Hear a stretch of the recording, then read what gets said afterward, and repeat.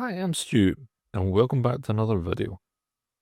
Because I have a subscription to Adobe, I dip into Adobe Firefly just to see what's going on in the AI-powered creative space that Adobe is now building. And one thing caught my eye. As of December last year, they uploaded the ability to edit video and let AI do all the heavy lifting. But as of February this year, if I click on it, you'll now see you can go in and do what they're calling quick cuts. So if I tap on new project, I'll just call this test edit, maintain an automatic timeline.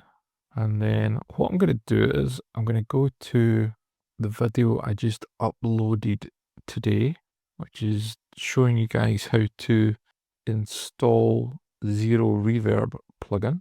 And we're going to go to video assets, screen recording, and you'll see I've got 3 recordings here. The intro, sort of first part, and then the meat of the video. So I'm going to highlight all 3 clips. You can see how quick this is. And what I'm going to do is quick cut.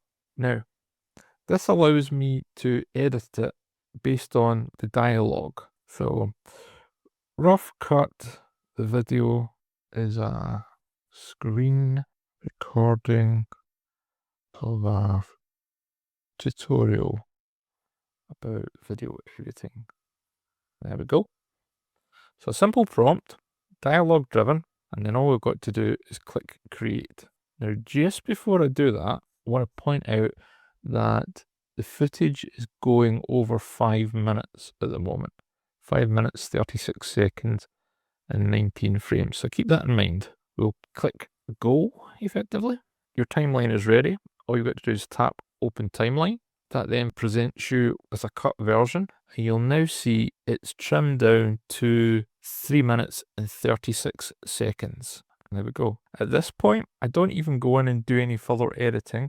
I'll just download it. So resolution, custom original size, high, large file size, tap on download, and I'll just let it export at 30 frames, which is about right. Now this I will let just do its thing, and we'll have a quick look at it.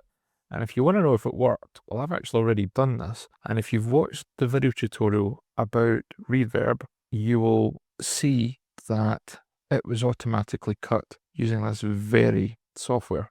And I've got to say, apart from a little bit of trimming and fine tuning and adding the motion graphics and bits and pieces that I tend to do, it was really good. So I have to admit, having done this obviously already and published the video tutorial, and now looking at it again with hindsight, this is pretty good. Is it going to take away video editors' jobs? No, I doubt it, because you've still got to be able to refine the edit on a human level, on an emotional level, and AI just isn't capable of that. So getting to a rough cut point and getting rid of all the junk and outtakes and, you know, fine tuning up to the point of which is the better retake, that kind of thing, then this is doing its job really, really well. So, as I said already, it's a bit like having an assistant editor. As I say, I just noticed it the other day, and I thought it was worth creating a video pointing out that AI seems to be taking over the world, and nobody's job is 100% safe, but at least it's making my job in creating video tutorials a little bit easier and quicker. If you enjoyed the video today, give it a like, share, comment, all the things, and I'll catch you on the next one. See you later.